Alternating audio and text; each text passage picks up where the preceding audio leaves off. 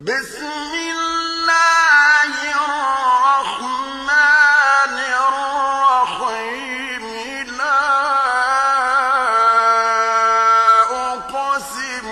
بهذا البلد وأنت حل بهذا البلد ووالد وما لقد خلقنا الإنسان في كبد أيحسب أن لن يقدر عليه أحد يقول